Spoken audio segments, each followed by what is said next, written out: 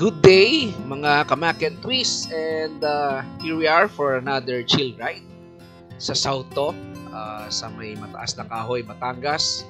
So here we are at tomato and basil, paano nyo gustong i-pronounce. Dito yan sa may mataas na kahoy. Two ways to get here, either Magbalete exit ka or Malvar, parehas lang yan. Kung gusto mo ng medyo may twisties at sa loob ang daan through Malvar, kung gusto mo dire-diretso naman through Balete. So from SLEX, tagos lang ng Startol, and then exit ka na dun sa mga nabanggit ko. So what to see here? Look at that view.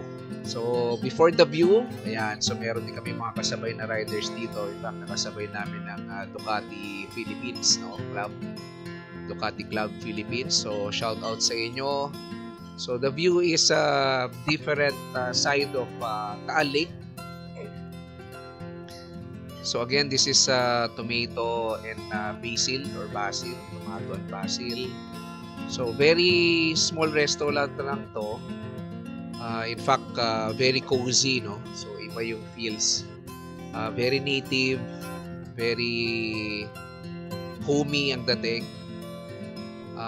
And of course, you can enjoy a good breakfast dito. So hindi lang breakfast ang sinaserve nila. May katabi rin silang isa pang restaurant, Doña Lola's. Isa lang daw may-ari niyan. Yan. And they serve naman Spanish cuisine. So depende kung anong trip mo kainin, you can both enjoy dito sa location na to. Napakalaki ng parking. So anticipate ko kahit siguro mga 50 or 70 kayong riders, kasyang-kasya. In fact, meron din yung parking pa sa labas. And of course, no, enjoy the good food and of course good company of your ride group or mga friends. So ayan yung mga motor ng mga Ducati na nakasabay namin. So what can you order here? Limited lang yung breakfast nila. So we had ano bang in-order namin, yung beef salpicao at saka yung inihaw na liempo. Good recommendations from the friendly staff. So masarap talaga.